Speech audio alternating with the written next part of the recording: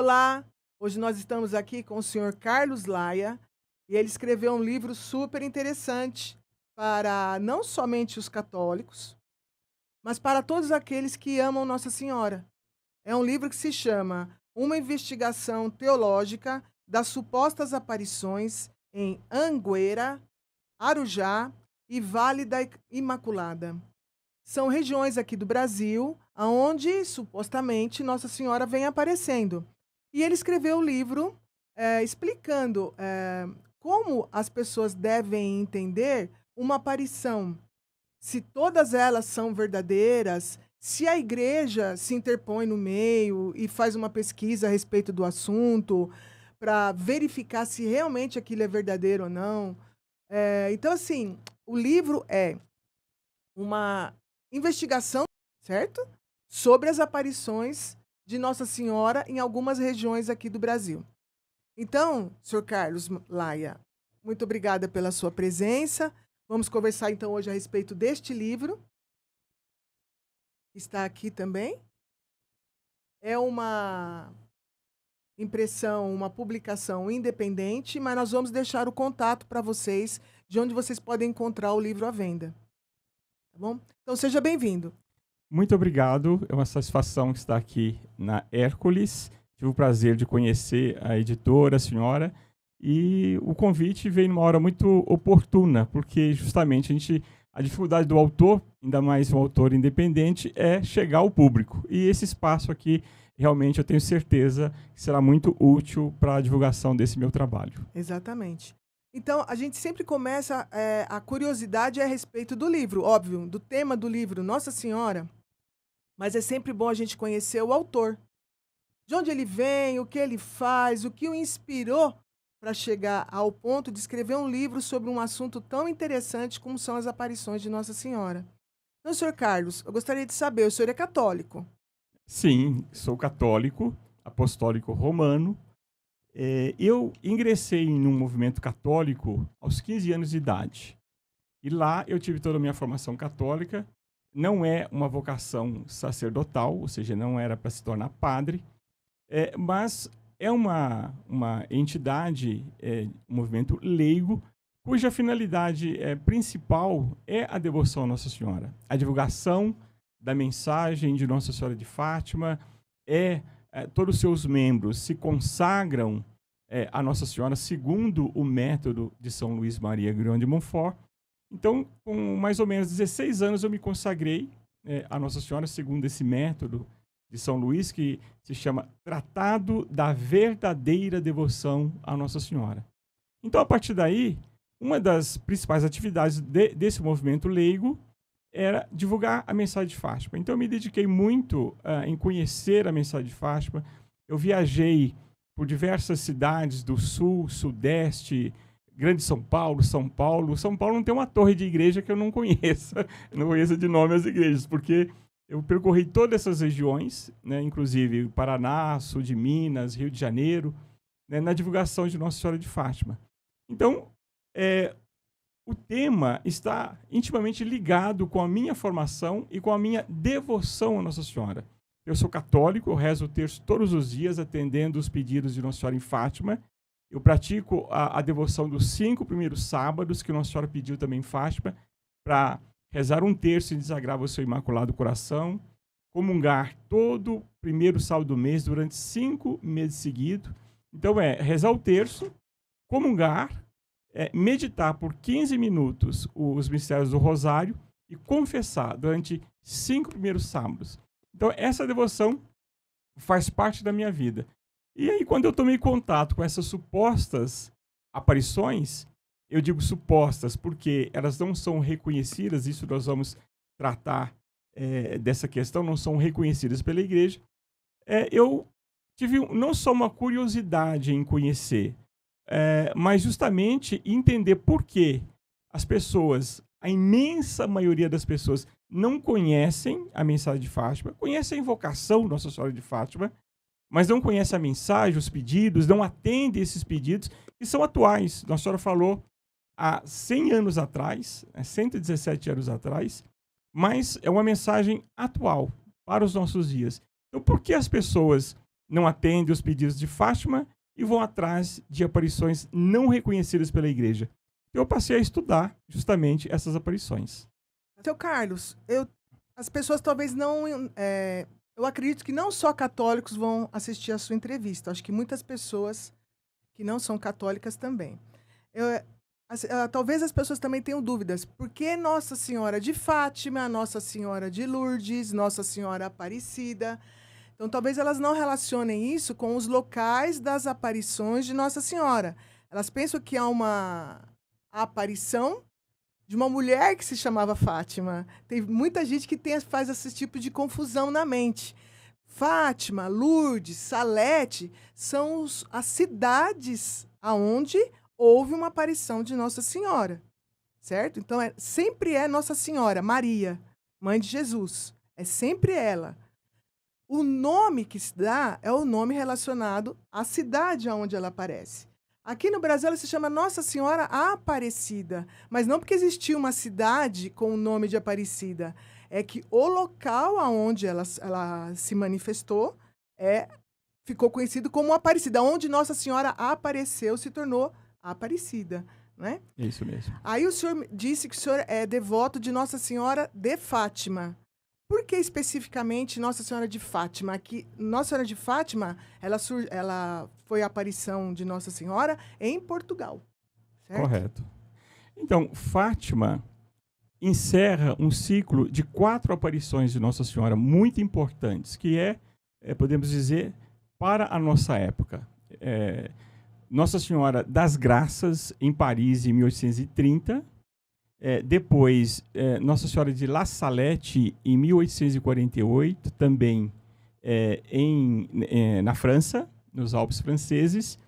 E, posteriormente, em 1858, Nossa Senhora de Lourdes, também na França. Essas 3 aparições, elas têm uma relação muito íntima com a França, porém, Nossa Senhora veio advertir a humanidade sobre problemas que surgiram ali na França e as consequências se alastrariam para o mundo todo, que foi a Revolução Francesa. Então, Nossa Senhora adverte do ateísmo muito enraizado, isso falando de Nossa Senhora, da mensagem de Nossa Senhora de La Salette, já na França, devido à Revolução Francesa, etc. E Fátima, em 1917, podemos dizer que ela fecha esse ciclo de 4 aparições. Por quê? Nossa Senhora adverte, em 1830, sobre a questão da Comuna de Paris, um movimento ateu revolucionário, as consequências da Revolução Francesa Nossa Senhora de La Salette, em 1848. Em Lourdes, curiosamente, não tem mensagem, só tem a aparição, e até um padre muito querido aqui no Brasil, o padre Paulo Ricardo, ele diz que a mensagem de Lourdes é Bernadette, né? Nossa Senhora, como que o que ela transmitiu foi de fórum íntimo para Bernadette. Então não tem mensagem, né? Nossa Senhora quis manifestar ali em Lourdes uma grande misericórdia, que é aquele santuário, as águas de Lourdes que curam, né? E tem milagres de cura excepcionais, além, evidentemente, das graças espirituais. Em Fátima, Nossa Senhora fecha esse ciclo e aí ela vai, vamos dizer assim, coloca o dedo na ferida. Então, Nossa Senhora faz profecias, Nossa Senhora faz pedidos e ela diz as razões pelas quais Nosso Senhor Jesus Cristo estava descontente com a humanidade e a enviava como mensageira, né? Trazendo uma mensagem, ao mesmo tempo, de tragédia, mas também de muita misericórdia. Por quê? O que Nossa Senhora, em Fátima, ela diz? Olha, Deus está descontente com o homem por causa dos seus pecados. Ela diz, a guerra vai acabar. Estava em curso a Primeira Guerra Mundial. Mas aí ela adverte, mas se os homens não se emendarem, virá uma guerra ainda pior. Veio a Segunda Guerra Mundial. Aí ela diz, a Rússia espalhará seus erros pelo mundo. Então a Rússia, naquele mesmo ano, cai no comunismo. O que é o comunismo? O comunismo é uma filosofia, uma filosofia ateia. O fim último do comunismo, todos os filósofos comunistas pregam simplesmente a extinção, se preciso for, até da raça humana, para preservar hoje, né, se fala muito da ecologia, preservar a terra, etc. Ou seja, uma sociedade sem Deus, sem igreja, totalmente igualitária. Esse é o fim último do comunismo. Nós sabemos que isso é impossível, né? Mais de 100 anos e o comunismo é um fracasso, onde ele foi implantado, seja da forma mais branda de um socialismo, seja o comunismo ateu, gnóstico igualitário. Mas Nossa Senhora em Fátima, ela faz essas advertências, né? O comunismo, a guerra, por causa do pecado do homem, mas ela deixa uma mensagem também de fé e de esperança para aqueles que atenderem os seus pedidos. Ela diz, por fim, o meu Imaculado Coração triunfará. Ou seja, ela fala, olha, a guerra é um castigo, a Primeira Guerra, ela vai acabar. Se os homens não se emendarem, virá uma pior. Veio a Segunda Guerra. Se cumpriu a profecia. Ela diz, olha, a Rússia vai espalhar seus erros pelo mundo, é preciso rezar pela conversão da Rússia, é preciso consagrar a Rússia ao meu Imaculado Coração para que ela se converta. Então ela anunciou toda essa tragédia, mas ela diz, mas por fim o meu Imaculado Coração triunfará. Ou seja, o castigo veio, virá, veio mesmo, mas ela vai triunfar. Então isso que nós devemos ter para o devoto de Nossa Senhora, de Fátima, como a senhora disse, Nossa Senhora é uma só, mas a mensagem de Fátima ela é específica, é uma mensagem universal. Então, isso que nos deve nortear é o triunfo do Imaculado Coração de Maria.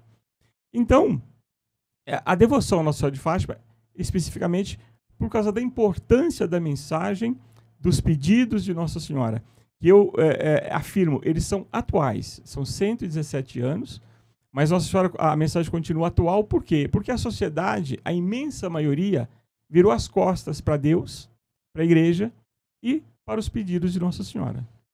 Isso mesmo. E é interessante como as pessoas não têm uma informação como essa, e a importância aqui do nosso encontro é de divulgação do livro. Mas essa divulgação também desse entendimento da discrepância entre ser comunista e ser um religioso, é muito importante que isso seja dito. Porque muitas vezes as pessoas acham que o comunismo é algo que vem para trazer o bem para a humanidade, a igualdade entre as pessoas. Mas Deus não criou na igualdade, ele criou na diversidade. Cada um de nós é diferente um do outro. Não existem duas pessoas iguais, nem os gêmeos são iguais.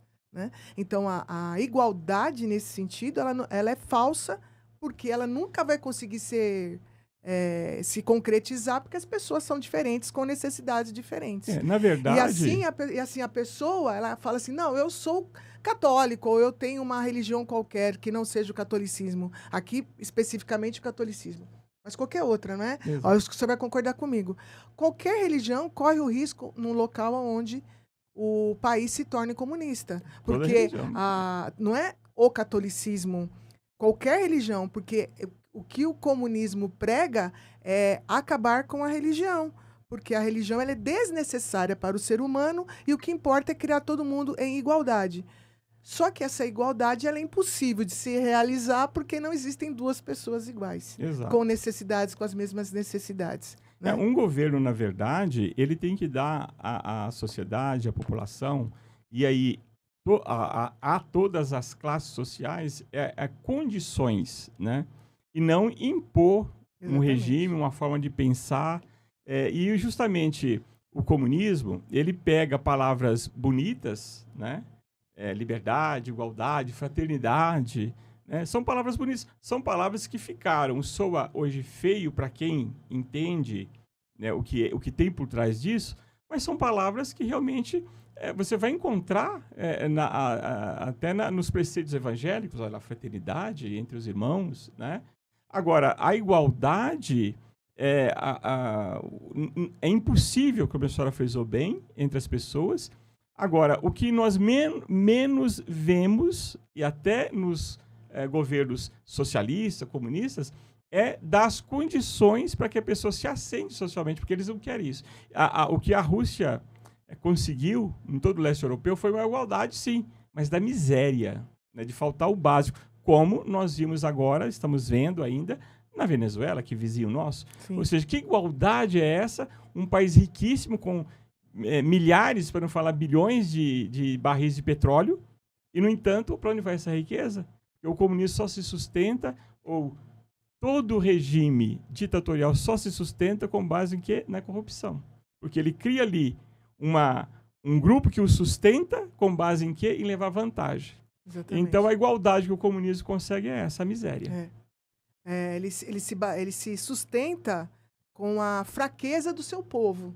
Então, o povo oprimido, ele é subjugado, ele é obrigado a aceitar aquilo que aqueles ditadores criam para ele, não é? E ele acaba ficando refém daquela situação. Exato. Então, como refém, ele não tem condição de sair mais daquela situação. Então, aparentemente, é algo bom, mas, na verdade, é a opressão da manifestação do próprio ser humano. Porque o ser humano, para se manifestar integralmente, ele necessita da religião.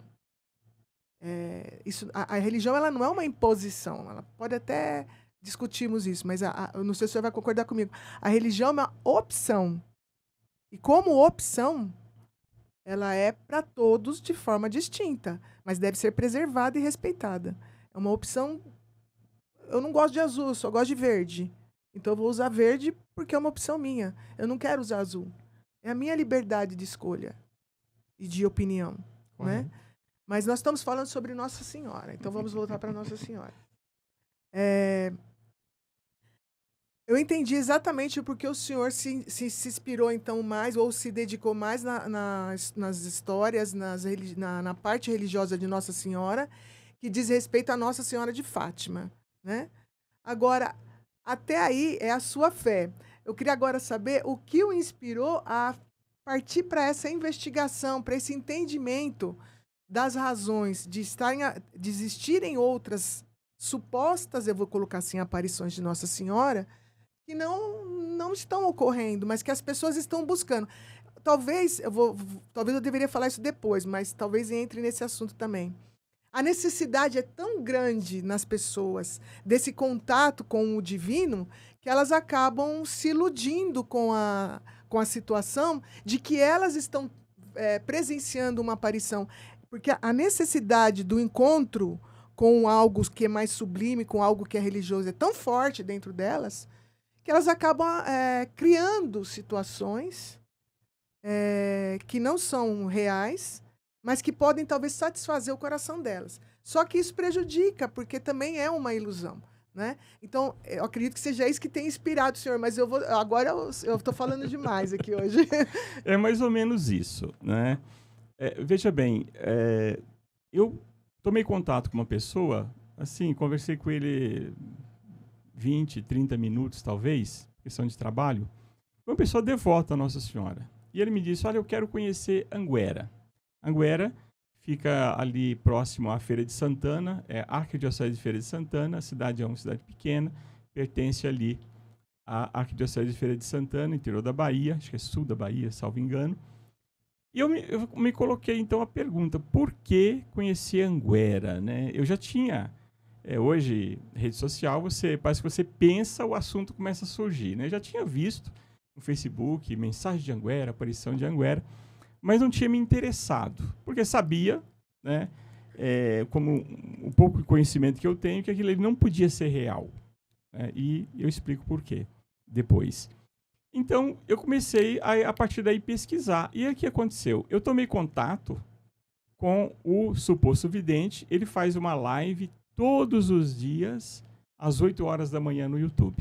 Então, eu passei a acompanhar essas lives.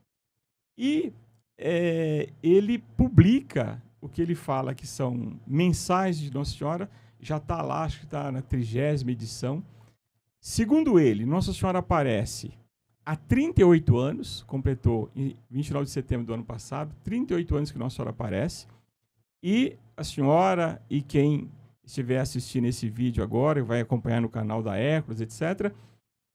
Veja bem, Nossa Senhora aparece para ele na terça-feira, há 38 anos, na quinta-feira, há 38 anos, no sábado, há 38 anos, e onde quer que ele vá dar palestras. Então ele já foi para a Itália, para a França, foi para a Europa, foi no Brasil, várias cidades. É engraçado que ele não veio muito para o Sudeste. Aqui no Sudeste eu não sei se é pouca devoção a Nossa Senhora ou se as pessoas aqui são um pouco mais esclarecidas e vê que não tem fundamento. E eu vou dizer por quê. Porque aqui eu não estou lançando uma dúvida. O meu livro é um estudo. Eu estou há 3 anos estudando, assistindo essas lives todos os dias. Uma pessoa que chegou a acreditar nessa aparição, comprou os livros, ele me doou esses livros, são 11, não são todos, uma coleção completa, mas são 11 volumes. Está publicado no site dele também, então eu passei a estudar. Não foi uma coisa que eu tomei conhecimento por curiosidade, porque eu vi ali algo muito grave. E eu vou contar alguns fatos que as pessoas vão ver, né, que é muito grave. Eu estava iniciando um canal no YouTube para contar a vida do nosso primeiro santo brasileiro, Frei Galvão, Santo Frei Galvão, né? E eu acabei, então, mudando o tema do canal, porque eu achei muito grave, porque, veja bem, nessas aparições, segundo o vidente, Nossa Senhora faz profecias. Então ele usa uma frase, um termo que Nossa Senhora fez um raio-x do mundo todo. Só que as profecias de Anguera, entre aspas, como ele diz, são fatos, né, que acontecem, são noticiados em jornais, e ele usa uma técnica de lançar a possibilidade, vendo, aliás, a possibilidade desses fatos ocorrerem, ele escreve lá um texto e diz, Nossa Senhora profetizou. Então, acontece um fato, ele fala, tá vendo, Nossa Senhora profetizou. Então, vamos dar um exemplo. Tampa, na região da Flórida, nos Estados Unidos, é uma das regiões que todo ano tem furacões. Nos Estados Unidos, desde final do século XVIII, século XIX, começo do século XIX, já tem registro de furacão. Então, tem um período dos Estados Unidos, que é final do ano, não sei se começa lá para setembro, outubro, mas eu sei que é entre outubro, final de dezembro, etc., tem a temporada de furacões. E são furacões que arrasam cidades inteiras. Então, Tampa teve um ano que teve um furacão tremendo. Então, aconteceu o furacão, ele veio. Estava lá escrito Tampa no texto. Tampa será, sofrerá, e são frases assim, genéricas. Sofrerá grande tragédia, ou os moradores dessa cidade sofrerão, né, pesadamente. Então, quer dizer, isso é genérico. Então, acontece um fato, ele faz a associação, que é uma profecia. Eu estudando um autor italiano que estuda aparições, né, um jornalista, eu não sei dizer se ele é exatamente um vaticanista que estuda as coisas do Vaticano, mas ele estuda, escreveu livros sobre Medjugorje, inclusive. Ele tem um trabalho muito profundo sobre aparições, e ele estuda essas questões, e ele diz o seguinte, vamos dizer que é uma tese, mas é uma tese, podemos dizer, já comprovada, que esses supostos videntes fazem o seguinte, então eles pegam no noticiário, e hoje com a internet é muito fácil, né? Você tem noticiário, acesso do mundo todo. Então eles pegam fatos que podem voltar a ocorrer, faz um texto dizendo que Nossa Senhora profetizou, vindo a acontecer, ele diz, está vendo, eu previ, em tal data, Nossa Senhora disse que em Tampa o povo lá sofreria apesar da cruz. Sofreria... essas profecias de Anguera são só catástrofes naturais. É outra característica que comprova que não há profecia. Ela poderia, então, ter aparecido em Tampa para alguém, porque ela apareceu no interior do Brasil e não em Tampa, para avisar a população de Tampa. Exatamente. Protejam-se, refugiem-se. Está vindo um grande cataclisma. Talvez fosse mais natural, né? Mais natural, né? Seria, e principalmente, né, as mensagens não salvou ninguém, porque ele só dá o resultado depois que aconteceu o fato. Fica complicado. Assim. Pois é. E essa pesquisa do senhor, ela se baseou em preceitos, princípios católicos. Então, o Vaticano mesmo já tem um protocolo para designar o que é uma aparição mariana e o que não é. Exatamente. Pode ser outra coisa, mas não é uma aparição mariana. Então, o senhor poderia dar para a gente, mais ou menos, acredito que esteja no livro, mas, assim, alguma coisinha a respeito disso? E depois o senhor vai me dizer onde o seu livro está à venda também, né, para a gente colocar aqui, para que as pessoas possam depois adquirir o exemplar, porque é uma pesquisa de um brasileiro a respeito desse assunto. Então, isso também é muito importante a gente fazer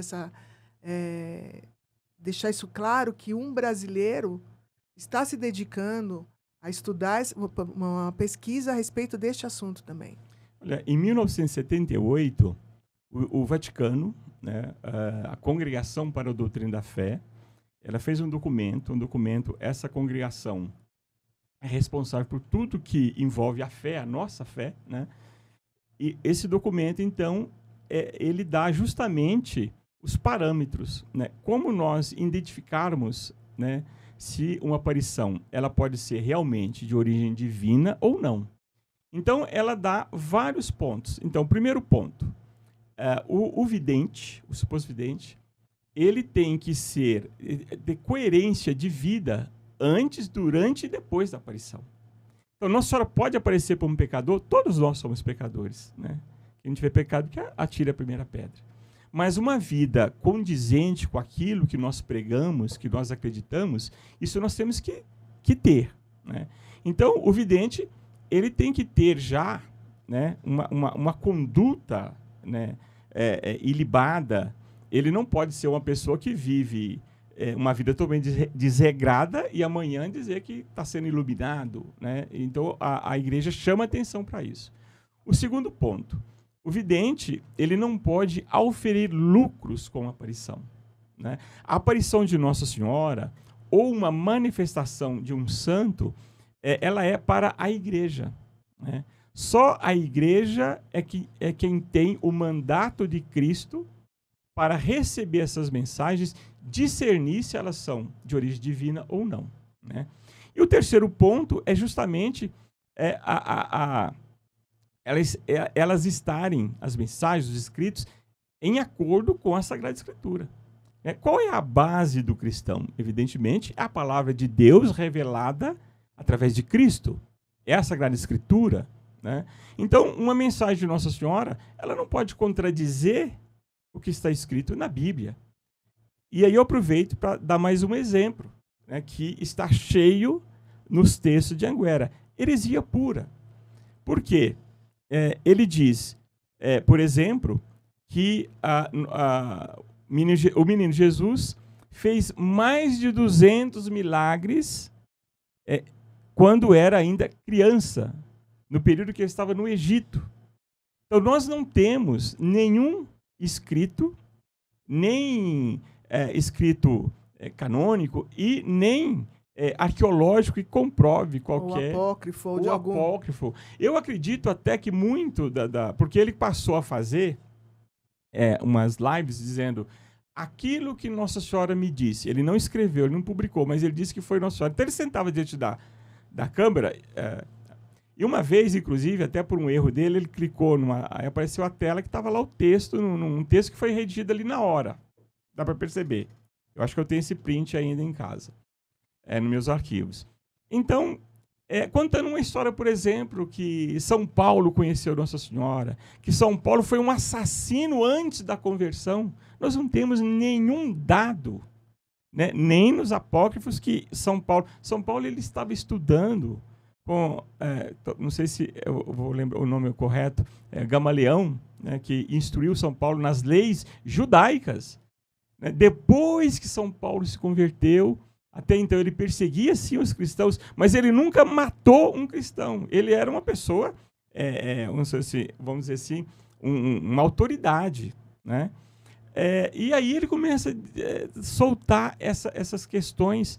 Por exemplo, ele dá nomes de personagens que no Evangelho não tem, por exemplo, a mulher que sofria de hemorragia. Então, ela vê Nosso Senhor, ela tinha procurado médicos, gastado dinheiro, era uma pessoa de posse e tal, e não se curava. Mas pela fé, ela disse, se eu tocar ao menos na ponta da túnica dele, eu serei curada. A fé, porque era considerada pela lei judaica uma mulher impura, não se podia tocar nela, não podia, né? Ela toca, e aquele toque Nosso Senhor vira, olha, alguém me tocou. E ela foi curada. A fé, né? Então, ele dá um nome para essa personagem, e para tantos outros personagens. E aí a igreja diz, uma aparição de Nossa Senhora, uma profecia, uma revelação de um santo, não pode contrariar a verdade revelada. Ela tem que estar de acordo com tudo aquilo que Deus revelou através de Cristo, nosso Senhor, que está no Evangelho. E o ponto mais importante, a revelação oficial de Deus terminou com a morte do último apóstolo, São João Evangelista. São João viveu quase 100 anos. Então, ele escreveu o Apocalipse, ali se encerrou a revelação, quando Deus revela a ele, aquelas profecias, aquele texto, se encerrou. Então, a igreja não considera uma aparição de Nossa Senhora como, vamos dizer assim, uma verdade de fé, né? É outra confusão que nós desfazemos neste livro. Você pode acreditar numa aparição. Evidentemente, você levado pela sua fé, Nossa Senhora pode até te confortar espiritualmente, pode até fazer um milagre, até nesses locais que não há aparição, que há ali uma inverdades, que há ali uma exploração da boa-fé das pessoas, porque Deus age, né, de modo misterioso. Pela fé. Ele vê o coração da pessoa que está ali naquele Exatamente. momento, né? Agora, a partir do momento que começa a contrariar a Escritura, né, a igreja adverte que você, mesmo quando ela reconhece, ela dá depois de longos estudos, ela diz, não, esse texto não há nada que contrarie o Evangelho, ele é digno de fé, mas ela não obriga, porque a verdade revelada se encerrou com o último apóstolo.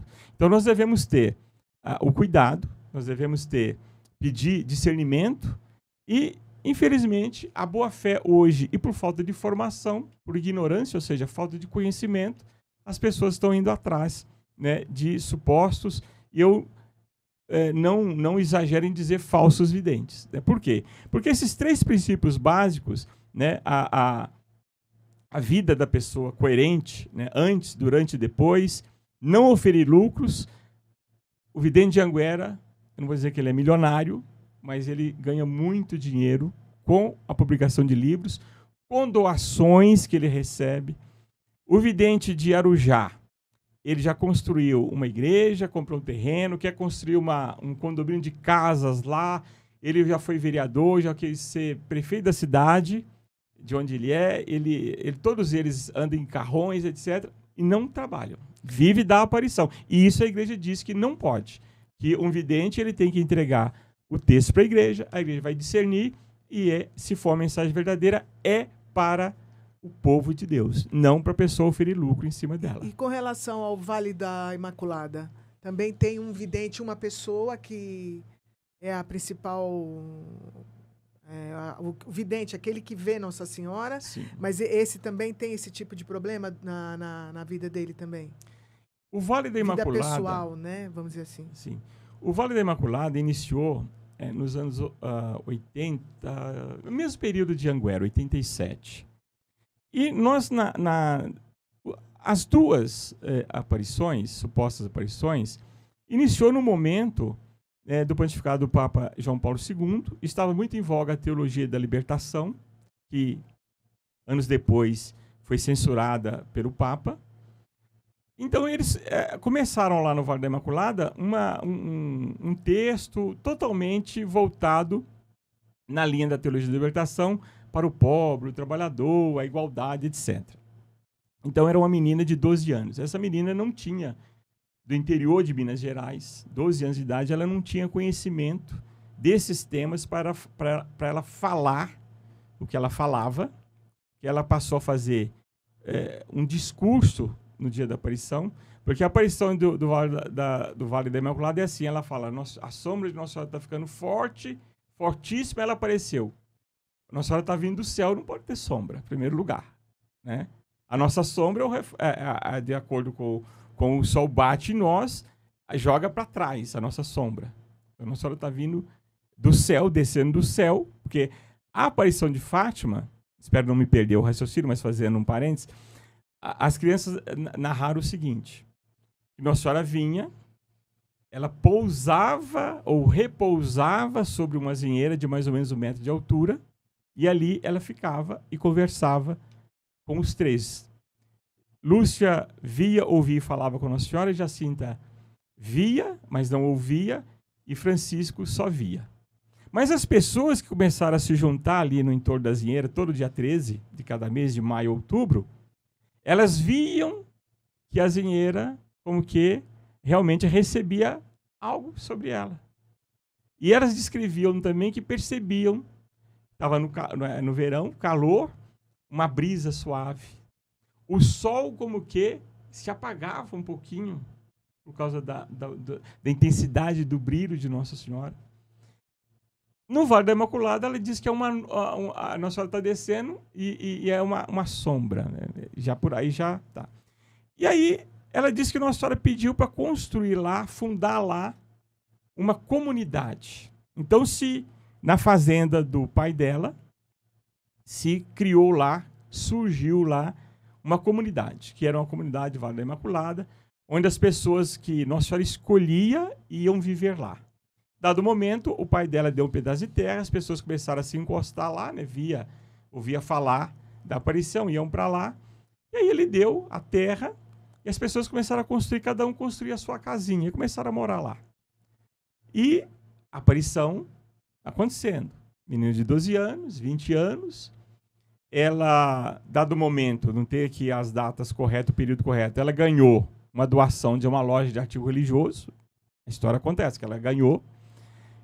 Essa mesma pessoa era dona de uma universidade, de uma cidade vizinha, deu o curso para ela de graça, salvo engano também é de graça, não lembro de memória agora, mas deu algum favorecimento, ela se formou na faculdade e continuou vivendo Nossa Senhora, namorou, casou, teve uma filha e continuou vendo Nossa Senhora, e hoje ela tem 2 lojas, hotel, também auferindo lucro com essa aparição, ferindo inteiramente o que Nossa Senhora, aliás, o que o Vaticano ensina sobre aparições de Nossa Senhora. E essa comunidade está lá, mas hoje está dividida, tem processo da justiça, tem pedido de uso capião, porque as pessoas estão lá há 20 anos, 30 anos, e agora que ela construiu lá uma estrutura, ela quer pôr os moradores, pessoas simples que estão lá há 20, 30 anos, embora do lugar. E, então, isso eu tenho gravado depoimentos que eu colhi, de pessoas que moraram lá há 20 anos, 30 anos. E nesses 3 lugares, além da história dos videntes não ser uma história de vida qualificada, né, vamos dizer assim, para receber uma mensagem de Nossa Senhora, no local já tem alguma milagre? Aconteceu algum milagre no local? Então, aí nós entramos em outro terreno muito movediço, né? Porque as pessoas hoje, elas veem coisas, né, onde elas querem ver. Então, por exemplo, eu conheci, evidentemente, através da live, uma senhora que ela mandou fotografias dizendo que eram milagres. Mas eu não lembro aqui o nome técnico agora, mas existe até um nome, um estudo, creio que científico, quando você olha a nuvem, você vê figuras, né? E então tudo que ela via, ela fotografava, era milagre. E em Fátima houve um milagre chamado Milagre do Sol. As pessoas, a primeira coisa que comprova a veracidade de uma aparição, eu diria que é justamente quando as pessoas não acreditam e põem à prova. Todas, salvo exceção, aliás, salvo exceção não, talvez alguma aparição não tenha tido por parte do padre, né, a desconfiança ou não ter acreditado. Foi assim na Senhora das Graças, foi assim em Fátima. Justamente aquele que, para nós, né, acreditamos deveria ser a pessoa mais santa e o primeiro a acreditar, às vezes, normalmente, é o primeiro que duvida. Mas em Bernadette também, né? Ninguém acreditava em Bernadette quando ela falava. Mas isso tem aí, e eu creio que em muitos casos, a mão de Deus, né? Por quê? O que a população faz? muitos acreditam cegamente. Isso é um problema. Mas quando as pessoas começaram e perseguiram ferozmente Jacinta, Francisco e Lúcia. Lúcia, ela saía no lugarejo, vou dizer rua, lá onde ela morava, né? Aljustrel, a Vila de Fátima, etc. E as pessoas riam dela e diziam, Lúcia, então, Nossa Senhora não está ali no telhado te aparecendo, você vai ver Nossa Senhora. E ela tinha que acreditar, porque Nossa Senhora disse, olha, venham aqui 6 meses seguidos, nesse mesmo dia, nesse mesmo horário. Na 6ª aparição, eu direi quem sou e o que quero. Portanto, elas não sabiam quem era. Elas sabiam que era uma senhora lindíssima, que ela disse, olha, o rosto dela, eu jamais posso descrever de tanta luz que saía. Era uma senhora vestida de branco, branco era o seu manto. Né? Então, o vidente tem que acreditar. Mas o que Lúcia fez? Ela disse a Nossa Senhora, será que a senhora não pode fazer um milagre para que todos acreditem? E Nossa Senhora disse, em outubro farei um milagre e todos vão de acreditar. E foi o milagre do sol. E esse milagre do sol está registrado em jornais da época. As pessoas hoje falam, né? As pessoas, quando a gente fala que... bom, não vou adiantar esse ponto, só vou o raciocínio, porque eu estou contando o milagre do sol, fica mais interessante se eu falar depois, em seguida. Então, o milagre do sol foi registrado, jornal da época, jornalista, e justamente, início do século XX, final do século XIX, o ateísmo tomou conta da Europa. A Primeira Guerra destruiu as monarquias católicas, a Revolução Francesa implantou o ateísmo e aquilo ali estava ramificando. Por isso, as 4 aparições de Nossa Senhora. Então, ali tinha gente que não acreditava. O próprio jornalista, ele diz na matéria, tinha gente de todas as classes sociais, gente que não acreditava em Deus, perdeu a fé, gente rica, gente de posse, etc., e gente do povo. E todos viram o sol se apagar, era um dia de chuva, um lamaçal. Depois da chuva, as nuvens se entreabriram, vira o sol no seu ápice, aí o sol começa a girar sobre si mesmo, vir como uma roda de fogo em direção à cabeça das pessoas, depois ficando azul, vermelho, etc. E as pessoas começaram a gritar, meu Deus, é o fim do mundo, e as pessoas caíam, ateu caía de joelho ali naquele lamaçal, rezando, pedindo a misericórdia, pessoas confessavam os seus pecados ali em voz alta. Isso está registrado. Né? Então, o que foi o milagre do sol? Uma prova do poder de Deus, uma prova que ali realmente aconteceu uma aparição verdadeira, um milagre estupendo. Todas as falsas, supostas aparições, que são inúmeras, desde a década de 1990, e todas caíram por terra, todas elas dizem, aliás, que lá também aconteceu o milagre do sol. Tal forma, o milagre do sol é uma prova cabal da aparição de Fátima, porque foi testemunhado por mais de 70 mil pessoas no dia. Os jornais registraram, há fotografias do local do dia, a fisionomia das pessoas, etc., olhando, e realmente com o olhar que está vendo algo extraordinário. Então, todas querem repetir esse fenômeno para dizer que as suas aparições são verdadeiras. Então, elas mandam fotografias do sol. Só que quando você fotografa o sol, a própria câmera dá um efeito. Sim. Né? E depois, um fato interessante também, para as pessoas entenderem que, em Arujá, lá, eles são adeptos da renovação carismática católica, que foi muito mais forte, hoje perdeu muito, né, porque há muitos excessos doutrinários e comportamento, etc., mas são adeptos ainda da renovação carismática. E lá, por incrível que pareça, há um padre que acompanha, né, mas que nada fala sobre os excessos, sobre as heresias que são escritas e divulgadas lá. É conivente. Então, lá eles preparam as pessoas para a aparição. Então, é a cantoria da renovação carismática, é aquela dança, música, é uma festa. Então, as pessoas estão preparadas emocionalmente para o que vem depois. Então, elas veem o que diz para elas que está acontecendo, levadas pela emoção, porque isso é da nossa alma, do nosso ser.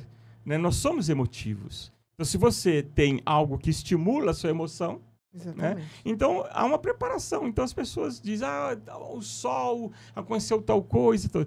Milagres em aparição, o que a igreja diz? Por exemplo, é norma do Vaticano, e essa norma de 1978, agora, em 2024, foi reeditada pelo atual Dicastério para a Doutrina da Fé. Foi publicado essas normas com, vamos dizer assim, com mais alguns adendos, mais profundidade, pela experiência, evidentemente, que se teve nos anos 80, 90 para cá, centenas de falsas aparições. Então foi publicado novamente, o cardeal Victor Fernandes fez uma exposição do documento, ressaltando a importância de se constituir. O bispo é obrigado, assim que tomar conhecimento de uma suposta aparição, presumível aparição, estudar e dar as primeiras autorizações. O bispo, ele é o pastor. O padre, o bispo delega ao padre, né, o poder recebido do bispo, que o bispo recebeu dos apóstolos. E os apóstolos recebeu de Cristo. Nosso Senhor disse aos apóstolos, ide e pregou o evangelho a todas as gentes. Gentes quer dizer, todos os povos. Essa foi a ordem. Então, quando o padre é ordenado, ele está recebendo, pela sucessão apostólica, essa ordem que veio direta de Cristo. Então, ali, Cristo, Nosso Senhor, fez dos apóstolos bispos. Então, chegou até os dias de hoje, através dessa transmissão, o bispo é a autoridade máxima. Então, o bispo tem que, ao tomar conhecimento, segundo as normas do Vaticano, estudar, ver, né, a conduta do vidente, se não está excesso, exagero, etc. Vendo que a coisa pode ter alguma raiz, constitui uma comissão. Essa comissão tem que ter um teólogo, dependendo do caso, numa linha científica, um médico, né, um estudo também científico. Milagres, portanto, havendo fatos, tem que ser relatado, documentado, exames antes e depois, se for um caso de uma cura, remetido para essa comissão. Essa comissão vai ver, precisamos de um médico de tal área para examinar a pessoa. Examinar a pessoa. As pessoas têm que ser entrevistadas. O vidente tem que ser interrogado exaustivamente. Fátima, os videntes passaram por inúmeros interrogatórios. Não se contradizeram em nada. Lourdes também. Há uma grande controvérsia sobre a aparição de La Salette. Os videntes foram interrogados exaustivamente, foram muitos perseguidos. Então, se há milagres para comprovar, tem que ter essa comissão de estudo, o bispo convoca, tem a ata, tem tudo registrado. Nessas supostas aparições, não tem estudo nenhum. Anguera diz que tem uma comissão, mas que há 38 anos acompanha passivamente, mesmo diante das comprovações de heresias, de desvios, né? Não se pronunciou até hoje. Aparecida, assim, não é uma questão de um vidente, simplesmente os pescadores que encontraram a imagem, né, de Nossa Senhora, né, no rio. Como que fica os milagres? Tem algum senão contra os milagres de Aparecida? Não, de maneira nenhuma, porque, como nós dissemos, a senhora mesmo, acho que disse antes de mim, que é a fé da pessoa. Né? Então, Nossa Senhora, ela se manifesta das formas mais interessantes. Por exemplo, a primeira aparição que se tem registro de Nossa Senhora, ela estava viva. Na verdade, portanto, não é uma aparição, é uma bilocação. Há santos que tinham esse... Santo Frei Galvão, ele se bilocava, ou seja, ele tinha um dom de estar em dois lugares ao mesmo tempo. Dom Bosco também, né? Dom Bosco, Padre Pio, né? Então, Nossa Senhora estava na casa dela, né? E São Tiago, você me confunde, porque São Tiago foi quem cuidou de Nossa Senhora após a morte de Nossa Senhora. São Tiago ele foi evangelizar o que nós conhecemos hoje como a Espanha. Ele estava numa situação difícil lá e ele invocou Nossa Senhora, ela viva ainda, né? Aliás, há registros arqueológicos, históricos, além de históricos, que os apóstolos, todos eles eram devotos de Nossa Senhora, porque eles conheceram ela, sabiam quem era ela. Então, ele pediu ajuda de Nossa Senhora e ela apareceu para ele, lá na região da Espanha, onde ele estava, em cima de um pilar, uma coluna de cimento, de pedra.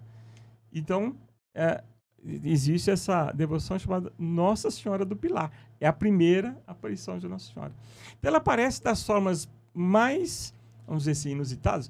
Então, Nossa Senhora Aparecida, qual é o milagre? Né? Uma imagem no fundo de um rio, faltando a cabeça, os pescadores lançam a rede num dia que não conseguia peixe, pega o corpo da imagem, sem a cabeça, lança a rede novamente, pegam a cabeça e depois lançam a rede e a canoa deles quase transborda de tantos peixes. Então, nisso aí, já é algo extraordinário, não é normal, não é natural você, numa pescaria, pescar num rio, não sei a qual a profundidade, mas qual a correnteza, mas pegar um objeto que se complementa em duas vezes, duas atiradas da rede. Depois, os milagres, né? As graças que nós conhecemos de Nossa Senhora Aparecida, porque primeiro ela foi para a casa de um dos pescadores, depois para a casa de outro, aí construir uma capelinha, e aí surgiu a cidade, etc. Então, os milagres de Nossa Senhora ali, foi dessa forma, não foi uma aparição, ela, vamos dizer assim, em corpo, porque ela quis assim. Mas os milagres são muitos, porque nem todos são levados realmente para se investigar profundamente, mas são comprovados. Há ali sim uma graça extraordinária. Nossa Senhora quis abençoar o Brasil também, né, com uma manifestação direta dela. Então não há, de maneira nenhuma, pelo fato de não ser ela vinda do céu, isso não quer dizer que é menos ou mais de qualquer outra aparição. Sim. Né? Eu gosto muito dessas histórias das aparições, né? Uhum. Eu acho muito, muito interessante, acho muito bonito. São formas também de motivação das pessoas, né? De fé também. Nossa Senhora aparece para isso mesmo, né? Para avivar, fortificar a nossa fé. Eu não vou saber o versículo, mas tem uma passagem que fala, Jesus fala que ele vai, mas que ele vai deixar um consolador. É isso? A palavra é essa? Não, qual que é a palavra? Não, ele vai deixar alguém, que seria o Espírito Santo, né? Ah, sim. Deixaria alguém no lugar dele. Não é deixar, ele diz que enviaria. Enviaria. Né? Ele enviou o Espírito Santo. Espírito Santo. Pentecostes. Né? Isso.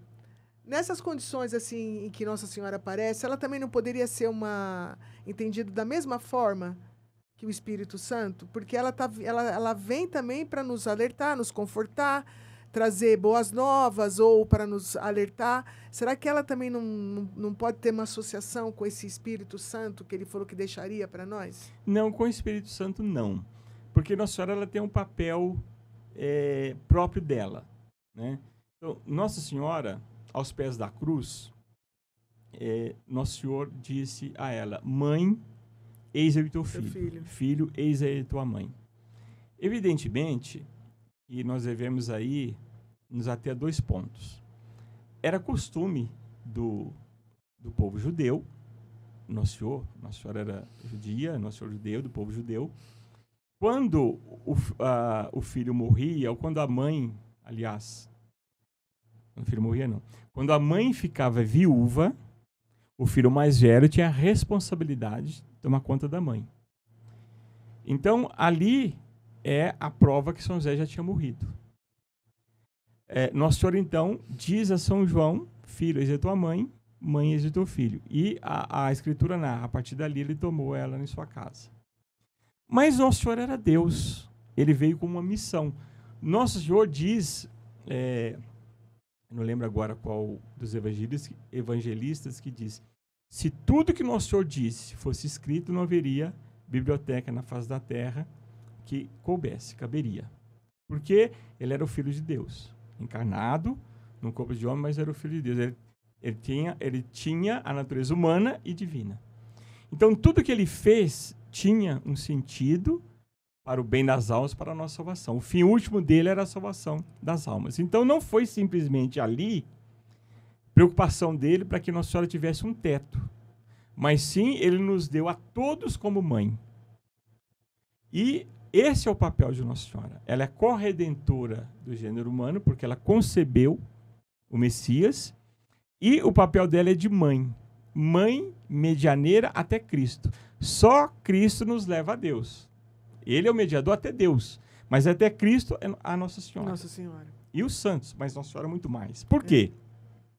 Porque além de nos ter dado ela como mãe ali aos pés da cruz, no último instante, perto do último suspiro, ele teve esse ato grandioso de misericórdia, nos dá a sua mãe como nossa mãe, e ele Deus criou Nossa Senhora isenta de todo o pecado.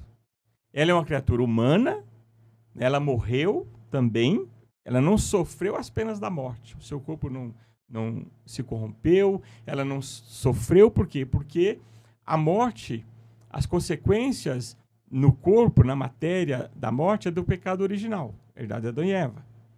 Então, Nossa Senhora não teve isso. E logo que ela morreu, ela foi levada em corpo. É isso que eu ia falar, Nossa Senhora da Assunção, né?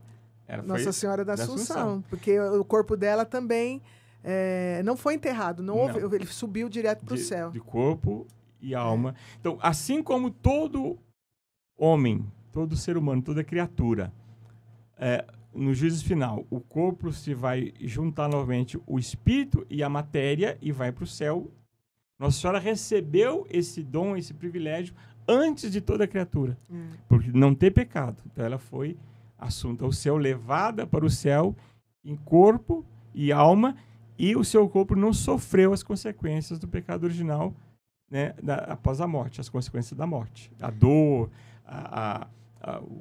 o corpo deteriorar, etc, etc. Muito pelo contrário. Né? Então, Nossa Senhora, ela vem, como mãe de misericórdia, um papel dela, né? Sempre dessa forma que ela vem. Nos alertar, conceder graças. Por exemplo, tem Nossa Senhora do Carmo. Nossa Senhora deu o escapulário do Carmo. Ela diz: quem morrer com esse escapulário será livre na primeira sexta-feira após a sua morte das penas do purgatório. Que quem vai para o céu direto? Ninguém, né? Todo mundo tem pecado para purgar. Né? Nossa Senhora das Graças, em 1130, falou, ela abriu as mãos, né? E dos dedos dos anéis dela saíam raios. Então, Santa Catarina Labouré perguntou: o que são esses raios? Ela disse: são as graças que eu concedo àqueles que me pedem. Mandai cunhar uma medalha, e aí ela mostrou as mãos dela para baixo com os raios de luz, uma medalha oval. Eu conheço, eu tenho essa medalha. Ela também que deu o modelo. Então, Nossa Senhora deu a medalha, tantas graças se conseguiu, que ela foi conhecida como a medalha milagrosa. Então, Nossa Senhora do Carmo, medalha milagrosa. O terço, Nossa Senhora também deu a São Domingos o terço, ensinou a rezar o terço. Olha, reze esse, se não me engano, saltério, né? E você vai converter. Ele estava passando por uma dificuldade muito grande, perseguido, as almas duras, né, não se abria para Deus. Ele se refugiou na floresta, em jejum e oração. Nossa Senhora apareceu para ele e deu o terço.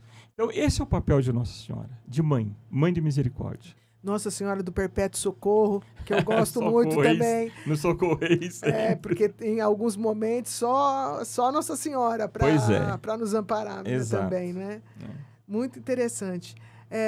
Então, vamos voltar para o livro. A gente se deixar aqui, nós vamos ficar aqui por horas. Né? Empolgante.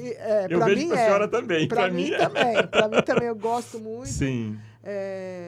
Eu não sou católica mais. Eu fui católica, mas eu tenho dentro de mim um amor por toda a religião católica, por tudo que ela traz, pelos benefícios que a própria religião traz para a população, para quem tem fé, né? Então, assim, sobre o livro, eu gostaria de saber, senhor, onde esse livro está à venda. Eu acredito que quem é devoto ou quem é católico, ou quem não é católico, mas acredita em Nossa Senhora, isso é uma grande maioria. O povo brasileiro é um povo muito religioso, né? Às vezes não é católico fervoroso, não segue a religião católica, mas tem amor à Nossa Senhora também. Uhum. E esse trabalho é um trabalho de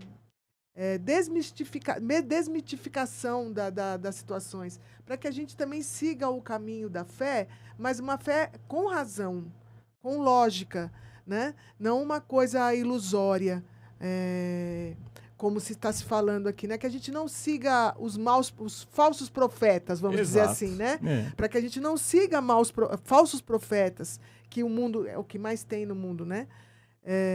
Então, assim, acho que é muito interessante a divulgação do livro, então por isso que eu queria que o senhor dissesse aqui para nós como a gente Sim. faz para adquirir o livro.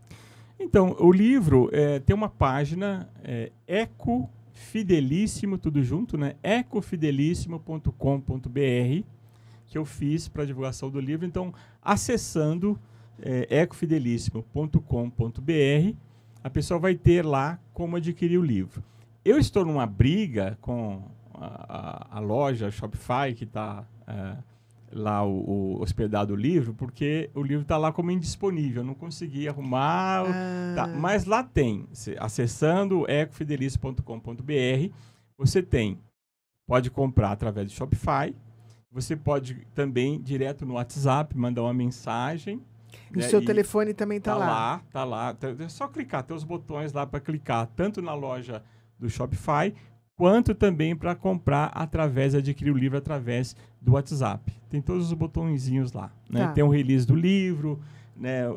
Como a senhora falou, é importante saber como a gente chegou a isso, tem lá falando um pouquinho. Sim. Também. A seriedade, né? Do trabalho, que Exato. Existem regras para se determinar o que é falso, o que é verdadeiro, né? Então, assim, são critérios, eu acho que esses critérios, eles têm que existir, sim, porque as pessoas são humildes, é muito fácil você iludir as pessoas. E hoje com a internet, né? Mais com fácil com a internet, então, hoje com a inteligência artificial, com as imagens que são formadas com a inteligência artificial, que são perfeitas, é muito fácil iludir uma pessoa mais humilde, que está buscando auxílio espiritual, de qualquer forma que seja.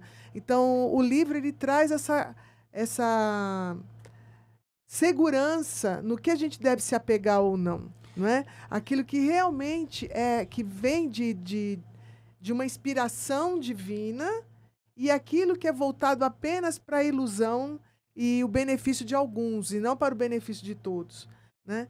Eu acho que assim, os locais por onde são oficialmente ditos que Nossa Senhora passou são locais milagrosos, de verdade. Eu já fui a Fátima, eu já fui a Lourdes, Nossa. Eu já fui a Aparecida. Então, assim, o ambiente que essas coisas, que esses locais, até como o senhor falou do vento, do clima, são locais diferentes. Ali sim há uma presença mais forte e mais sobrenatural, vou dizer assim. Né? Eu e minha mulher, a gente presenciou isso. A gente foi a Nevers, que é onde está o corpo incorruptível de Bernadette. Nossa. Nós estivemos na capela, onde o corpo de Bernadette está numa cúpula de vidro, e a gente pode presenciar o corpo incorruptível dela. São coisas que mexem com a gente. Não é só o local, a cidade de Nevers também. O clima da cidade é diferente. Eu não sei explicar isso. Eu conversei sobre isso com uma outra pessoa domingo. Não é o que só se vê, mas é aquilo que a gente sente. É a situação interior nossa, como ela se modifica nesses locais. Né? Então, não se deixar iludir por falsos profetas, talvez essa seja a maior mensagem que o livro pode trazer. Não se iludam com falsos profetas, não se extraviem do caminho verdadeiro. Talvez seja essa a mensagem mais profunda que o livro pode trazer. Ele é um livro técnico, ele é um livro de fé, mas ele também tem essa orientação para que as pessoas não se iludam, né? Não deixem que outros se beneficiem pela sua fé ou ignorância, de certa forma. A ignorância que eu digo é no desconhecimento da verdade. O desconhecimento da verdade ou daquilo que é correto em relação a um tema religioso é que faz com que as pessoas se desvirtuem daquilo que realmente vai fazer sentido para a vida delas. Eu acho que esse é o ponto aqui, né? O que faz uma pessoa seguir para um caminho que vai lhe trazer um resultado interior melhor, e aquilo que te desvia e te vai trazer uma frustração e dizer assim, isso tudo é mentira, então tudo é mentira. Não é assim? Quando a gente se desilude, a gente fala, não é só essa rede, esse local que eu visitava que é falso. É tudo uma falsidade danada, nunca aconteceu nada, Nossa Senhora nunca veio aqui para nos confortar e .com.br. Não é bem assim. Existe sim locais onde Nossa Senhora esteve, locais que, se um dia a pessoa tiver a oportunidade de ir, ela vai perceber que lá ocorrem, sim, milagres verdadeiros. Isso eu posso dizer porque eu presenciei, né? Então, é isso. Eu acho que assim, o livro ele é excelente e eu agradeço o senhor ter vindo, aceitado o nosso convite e vir até aqui e mostrar o seu trabalho, porque realmente é um trabalho de peso. Pode-se encontrar Deus em muitas outras situações. Por exemplo, eu não vou deixar de dizer aqui que existem outras religiões que também podem causar esse efeito de aproximação de Deus, mas aqui nós estamos falando exatamente do que o cristianismo católico apostólico romano aceita e como este é um caminho seguro para aqueles que professarem a sua fé. Eu acho que é isso. O livro, né, eu tive vamos dizer assim, essa inspiração, não sei, de colocar no papel, porque nós temos necessidade de ter algo físico ali. Sim. E a senhora falou de um livro técnico, mas o que eu fiz? Eu mandei para algumas pessoas lerem gratuitamente, né? Pessoas, e não posso esquecer aqui, deixar de agradecer as pessoas que contribuíram. Eu não conseguiria bancar sozinho, né? Então, através do canal, que é o meu canal Eco Fidelíssimo no YouTube, as pessoas doaram. Eu quero agradecer de coração. Essas pessoas eu mandei, entre aspas, gratuito, porque elas contribuíram, então não foi totalmente gratuito. Mandei um exemplar. Algumas receberam até 3 exemplares, queriam levar para o padre da paróquia. Eu conheço tal pessoa que vai ser interessante receber, conhecer. Eu enviei. E as pessoas leram e disseram assim, não, o livro está muito bem explicado, ele não é, a senhora falou um livro técnico, é um assunto técnico, mas ele está muito fácil de compreender, ele está, eu faço toda a questão da doutrina, né, do Dicastério para a Doutrina da Fé, dessas normas, faço o comparativo, né, com o que os santos dizem, o que os santos ensinam, e comparo com as aparições verdadeiras. Eu digo que é um livro técnico no sentido assim de que ele traz critérios. Isso, exatamente. Critérios, um protocolo que pode fazer com que você que está na dúvida, às vezes você está frequentando algum lugar e você fala assim, mas será que esse lugar aqui é... Vou voltar a falar dessa forma. Uma falsa profecia, vamos dizer assim. Eu vou dizer dessa forma para não ficar entrando... Uma suposta. A dúvida surge mesmo. A dúvida surge. Você tem aqui, no livro, uma forma de perceber, não se deixar tanto influenciar por aquilo que não é verdadeiro. Aquilo que não vai lhe levar para um bom caminho. Porque ele vai mostrar como que a Igreja Católica entende uma aparição mariana, uma aparição de Nossa Senhora, de Maria. Tá bom? Então, nesse sentido, o livro ele é útil. É uma leitura agradável, que também isso é muito importante. Ele é um livro que você consegue adquirir em português, que está em português, na nossa língua pátria, né? Então, eu indico por tudo isso o livro Uma Investigação Teológica das Supostas Aparições em Anguera, Arujá e Vale da Imaculada, para que vocês possam depois tirar suas próprias conclusões. Exatamente. Né?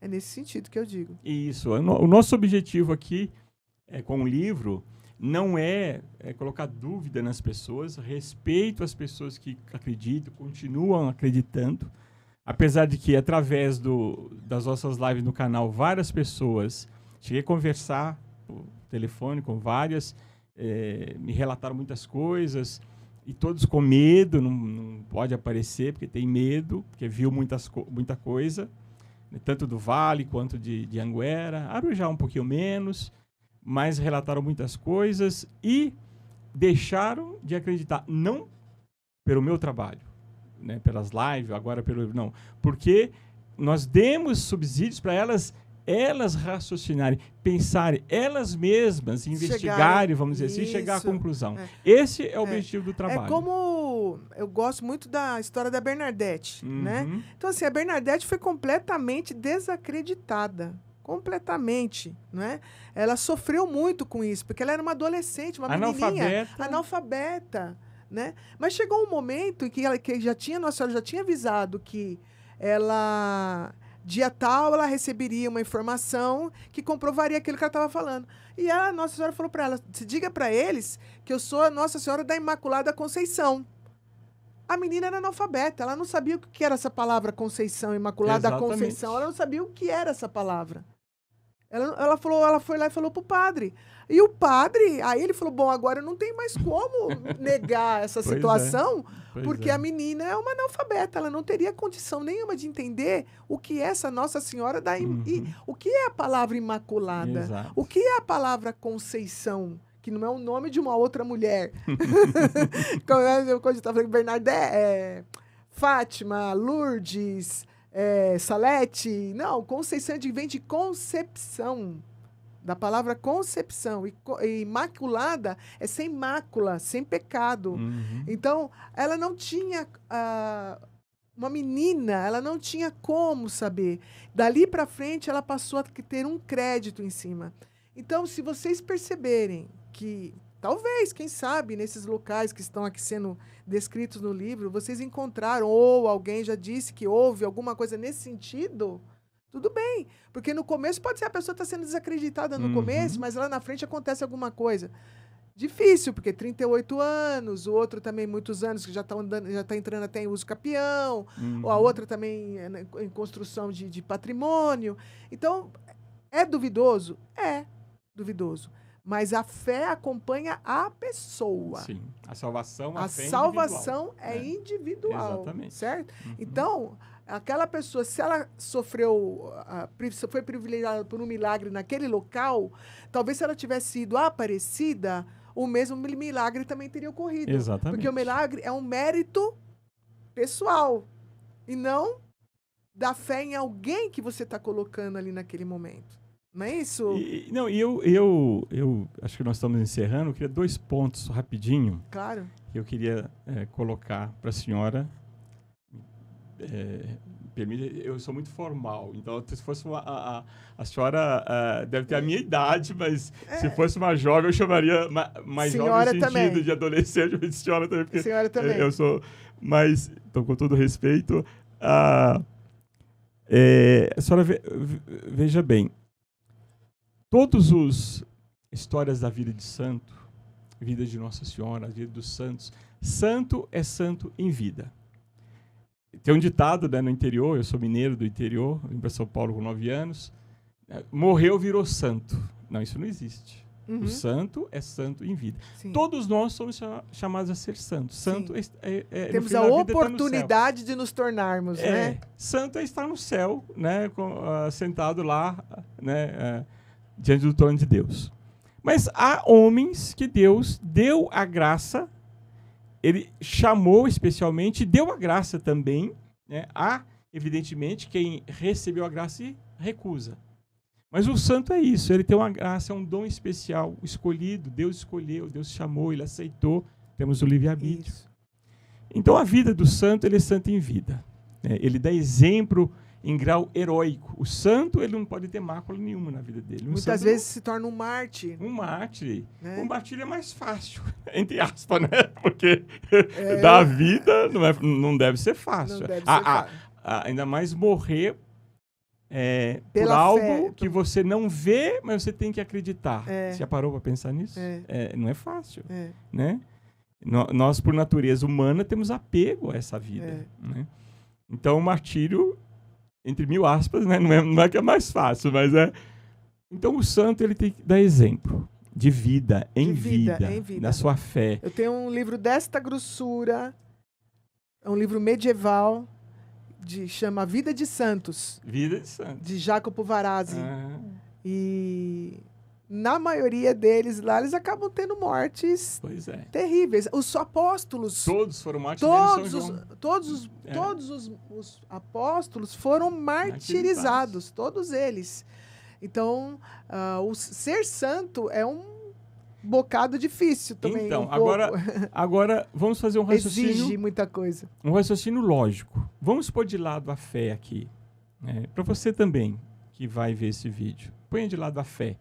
Vamos fazer um exercício da razão, da inteligência. Todos nós temos um mínimo de inteligência, nós temos, uns mais, outros menos, de compreender. E aqui é um raciocínio lógico, mas muito fácil.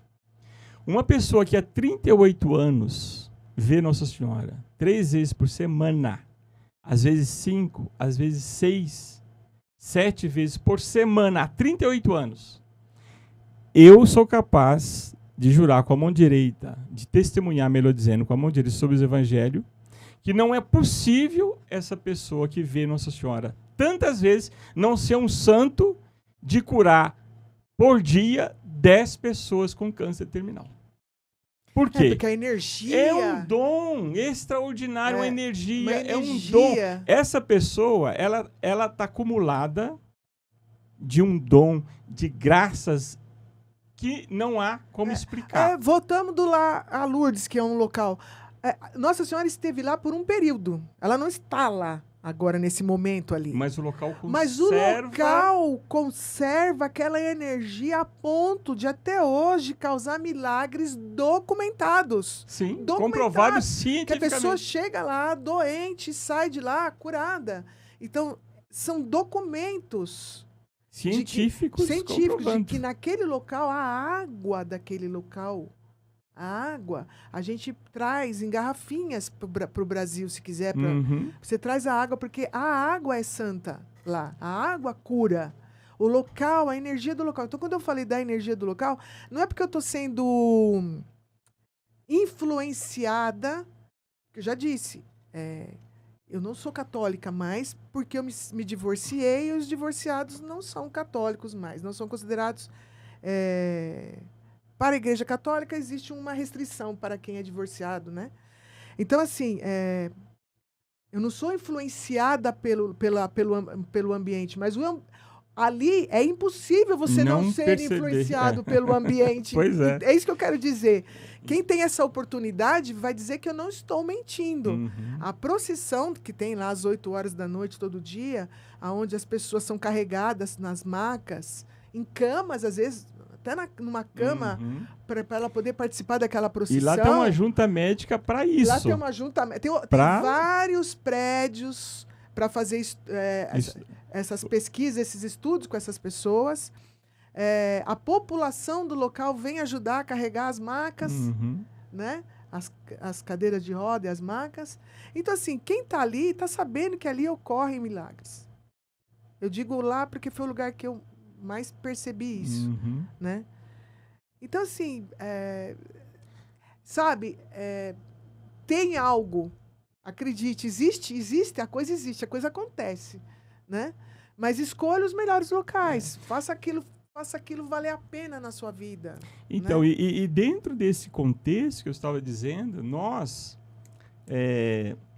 tentamos o diálogo com todos esses videntes. Em Arujá eu conversei pessoalmente com o rapaz, recebi depois intimidação, ameaças de processo, etc. É uma pena. Depois, o de Anguera, ele mudou muito. Depois porque nós fizemos live séries, estudada, embasada, tanto, evidentemente, que o estudo o livro deriva daí, né, um estudo, nós não estávamos ali falando, não era um influenciador falando, nós estamos a fundo na doutrina católica, o livro está embasado no ensinamento da igreja. Então, ele mudou, né, ele xingava, ameaçava, dizia que nós éramos isso, aquilo, outro. Mudou um pouquinho. Nós conseguimos também uma carta pastoral do bispo. Nós fizemos live cobrando do bispo, que é o responsável. Quem diz que ele tem a obrigação é a igreja, não sou eu. Então, ele publicou uma carta pastoral. A carta pastoral é o ensinamento do bispo ao povo de Deus. No caso, ele tem ali uma jurisdição, que é a Arquidiocese de Anguera, mas ela tem peso, pode ser levada em consideração no Brasil todo. E ele diz que chamou o suposto vidente Pedro Regis para o diálogo, dizendo a ele que ele estava exagerando em muitas coisas, etc., dá todo um fundamento, e disse o seguinte: ele causa confusão nas suas lives diárias na internet com a sua catequese do Pedro Regis. Até a palavra do bispo. Às vezes essas pessoas, até elas têm uma boa vontade. Elas acreditam realmente que elas estão tendo uma condição especial de contato com o divino. Talvez elas acreditem realmente nisso. E por ignorância, por vários motivos, levam esse pensamento adiante, né? Mas isso é uma ilusão causada pela mente dela. Então, que as outras pessoas não permitam serem levadas por essa ilusão. Essa que é o... ele pode ter coitado, ele pode estar achando que ele está fazendo algo muito útil para a humanidade. Ele pode ser uma pessoa de um desconhecimento de que ele pode estar causando um problema. Ele acha que ele sempre está causando uma solução, um bem. E nem assim é verdade isso. Mas cada um tem que ter o seu critério de avaliação. O livro ajuda para isso. E nós mesmos temos que nos questionar sobre o que está acontecendo no local, fazer uma avaliação própria do que você está presenciando ali, ver se aquilo ali realmente é algo bom e salutar ou não. Né? Porque o livro ele é embasado no que a igreja ensina, né, a doutrina sobre aparições, supostas aparições, o discernimento, e o dicastério para a doutrina da fé, né?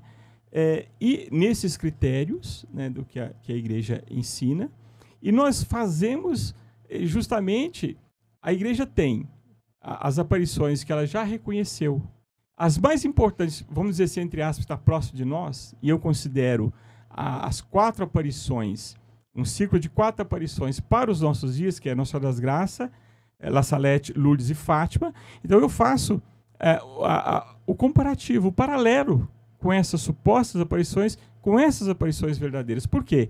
Porque Fátima, por exemplo, foram 30 anos de estudos até a igreja dizer, não há nada aqui contrário à fé. Podem ter devoção a Nossa Senhora. É isso que a igreja diz. Ela não obriga, porque é critério seu, meu, do João, do José, do Antônio, ter devoção a um santo, a Santo Antônio, a outra a São João, né? A outra é o Padre Pio, a outra, eu não tenho afinidade com o Padre Pio. Não há pecado nenhum nisso.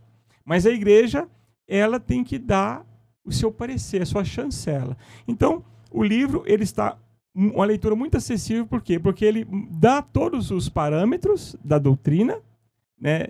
É uma linguagem fácil, e mostra o que é uma aparição verdadeira, comparando com o que nós estamos vendo hoje. Então a pessoa vai ter esses dados, esses elementos, como a senhora falou, para ele fazer o seu discernimento, ele checar com a sua fé, né? E não simplesmente ir de olho fechado numa coisa que mais para frente, como a senhora falou, pode trazer problemas. As pessoas podem achar, não, está tudo errado, eu não acredito mais em nada. Né? Então esse é o nosso objetivo, justamente, como eu disse aqui, respeitando a fé de cada um, respeitando quem acredita, quem vai lá, né? As pessoas, mas você não foi lá. Ele me falou, se você vier aqui, eu dou um jeito em você. Então, eu não vou mesmo, né? Mas está tudo publicado. Então... Ai, meu Deus. Então, o acesso a todas as informações eu tive, né? E, mais de uma vez, convidamos, né, ele para uma entrevista, todos eles, né? Se eles quiserem vir aqui conversar, o canal está aberto aqui. Não vai ser comigo, vai ser com a dona já que Rosa. Tem livros até publicados, se ele quiser vir aqui conversar, então, teremos imenso prazer em recebê-lo aqui e conversar com ele, dar essa oportunidade para ele. Eu sei que ele já deve ter um público grande que o acompanha, mas com o Estúdio Hércules, com uma entrevista aqui, ele também pode conseguir uma amplidão dessa divulgação da obra que ele acredita estar criando e proporcionando um bem-estar para as pessoas e quem sabe até me convencer de que é realmente me convencer as outras pessoas também. Eu quero agradecer a sua presença, senhor Carlos. Eu adorei conversar com o senhor. A Nossa Senhora eu acho que Nossa Senhora ela é querida de muitas formas. Ela é livre para ser querida pelas pessoas. Existe uma liberdade de se amar Nossa Senhora, porque é a própria imagem da mãe, da cuidadora, daquela que te ampara, né? Então, nessa condição, Nossa Senhora é amada por muitas e muitas pessoas, além propriamente só daqueles que são católicos apostólicos romanos. Tá bom? Queria saber se o senhor quer falar mais alguma coisa, deixar uma mensagem para as pessoas. Para encerrar, eu gostaria de dizer, mais ou menos, lembrar de todos que me ajudaram, né, que contribuíram mesmo financeiramente, não foram muitos, mas os que contribuíram e puderam me ajudaram muito. Eu tenho certeza que Nossa Senhora há de os recompensar, né, o centro pela ajuda. E dizer às pessoas, adquiram o livro, porque eu não escrevi esse livro para ganhar dinheiro. Foi no meu tempo livre, eu tenho meu trabalho, né? Não faço isso por visão financeira, nem profissionalmente, né? Por amor a Nossa Senhora, por querer realmente que Nossa Senhora seja cada vez mais conhecida, amada, e porque eu tenho certeza que ela é o canal de todas as graças. Então, adquirindo o livro, você vai estar ajudando a nós divulgarmos a devoção à Nossa Senhora, e principalmente, eu já enviei esse livro para todas as dioceses, até para a Anunciatura Apostólica, para despertar, né, a necessidade de se estudar esses fenômenos. E eu tenho um projeto audacioso, que é mandar para todas as paróquias de todas as dioceses que têm essas supostas aparições, para que todos os sacerdotes lá, membros das diversas comissões que tem uma paróquia, conhecer o que a igreja ensina sobre o discernimento de supostas e presumíveis aparições. Então, adquirindo um livro, você vai estar contribuindo para dar continuidade a esse trabalho, para fazer com que Nossa Senhora seja cada vez mais conhecida. Esse é o nosso objetivo. Muito obrigado à senhora, ao canal Hércules, à editora. Obrigada. Eu agradeço pelo convite, pela oportunidade. Espero ter a oportunidade de voltar outras vezes. Claro, foi muito bom. As portas estarão sempre abertas. Obrigada.